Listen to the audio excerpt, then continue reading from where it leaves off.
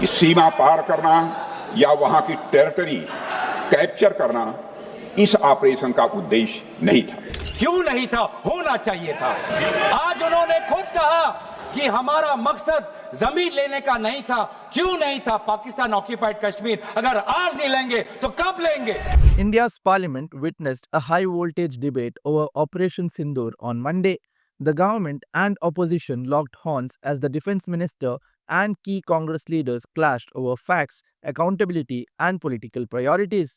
Opening the discussion, Defense Minister Rajnath Singh called Operation Sindoor a decisive and historic military strike. He claimed that the Indian Air Force hit several airfields in Pakistan on May 10th, forcing Islamabad to plead for a ceasefire. Pakistan ने हार मान ली है अध्यक्ष महोदय, और hostility रोकने की कोशिश की। आप रोक दीजिए महाराज। उन्होंने एक कोशिश की, हमारे डीएमओ से बात की, महाराज अब रोक दीजिए, बहुत हो गया। Leader of opposition Rahul Gandhi was quick to object, asking, "Why did you stop?" leading to a war of words in the parliament. The strongest opposition came from Congress MP Gaurav Gogoi.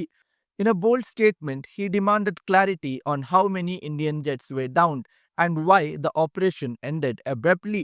He also questioned why PM Modi didn't visit Pahalgam after returning from Saudi Arabia but instead attended a political rally in Bihar. Saudi Arab में थे, पूरा कार्यक्रम उन्हें संपूर्ण किया, वापस आए और वो पहलगाम भी नहीं जा पाए और बिहार में जाके चुनावी भाषण दे रहे हैं। अगर पहलगाम में कोई गया तो हमारा नेता राहुल गांधी गया।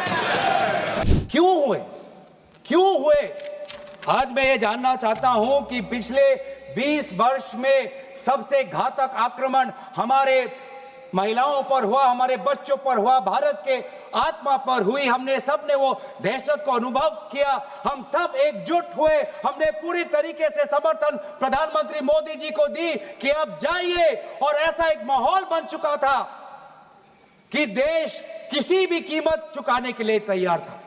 पूरा देश प्रधानमंत्री मोदी जी के साथ था, विपक्ष प्रधानमंत्री मोदी जी के साथ था। और अचानक 10 मई के दिन पे हमारे राष्ट्रदूत कहते हैं कि हम पाकिस्तान पर हमला करेंगे, और शाम के 10 मई को सूचना आती है कि पाकिस्तान के साथ अब युद्ध पर हम परिणाम दे रहे हैं, सीज फायर हो गया। क्यों हुआ? हम आदरणीय प्रधानमंत्री मोदी जी से जानना चाहते थे, अगर पाकिस्तान वाकई में अपने घुटने टिकने के लिए तैयार था तो आपने क्यों रुका? आप क्यों रुके और किसके सामने आप झुके? किसके सामने आपने सरेंडर किया? किसके सामने आपने सरेंडर किया?